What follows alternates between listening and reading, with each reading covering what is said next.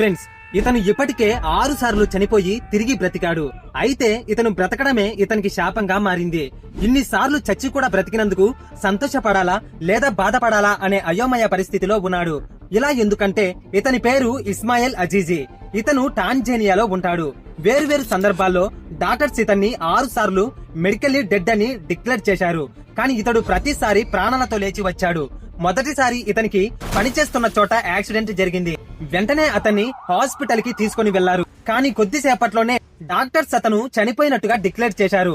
అప్పుడు ఇతని ఫ్యామిలీ ఇతని బాడీని శవపేటికలో పెట్టి అంత్యక్రియలకు ఏర్పాటు చేస్తున్నప్పుడు ఇతను శవపేటిక నుండి లేచి నడుచుకుంటూ వెళ్లిపోయాడు.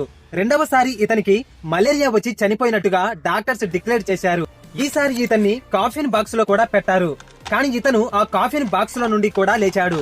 మూడవసారి ఇతనికి కారు యాక్సిడెంట్ జరిగి కోమాలోకి వెళ్లిపోయాడు. తర్వాత డాక్టర్స్ ఇతన్ని చనిపోయినట్లుగా డిక్లేర్ చేశారు. కానీ ఇతను మళ్లీ లేచాడు. ఈసారి డాక్టర్స్ కూడా షాక్ కి గురయ్యారు. 4వసారి ఇతని ఒక విషపూరితమైన పాము కాటు వేసింది. ఈసారి ఇతన్ని 3 రోజులు శవాగారంలో పెట్టారు. అయితే ఇతని ఫ్యామిలీ కూడా ఇతను చనిపోయాడని ఫిక్స్ అయిపోయారు. ఇతడి బాడీని తీసుకువెళ్లడానికి వచ్చినప్పుడు ఇతను మళ్లీ లేచాడు.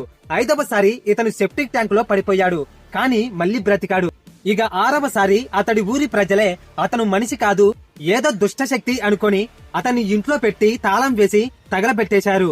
ఈసారి ఇతను సక్సెస్ఫుల్ గా చనిపోయాడు అనుకున్నారు. కానీ ఆశ్చర్యకరంగా ఇతను మళ్లీ లేచాడు. ఇవన్నీ జరిగాక ఇప్పుడు ఇతను ఊరి బయట ఒక పాతబడ్డ ఇంట్లో ఉంటున్నాడు. ఇంతకీ దుష్టశక్తి ఇతడా లేదా ఊరి ప్రజల? మీ ఒపీనియన్ ని కామెంట్ చేయండి. ఇటువంటి మరిన్ని ఇన్ఫర్మేటివ్ వీడియోస్ కోసం ఇప్పుడే లైక్ చేసి సబ్స్క్రైబ్ చేసుకోండి.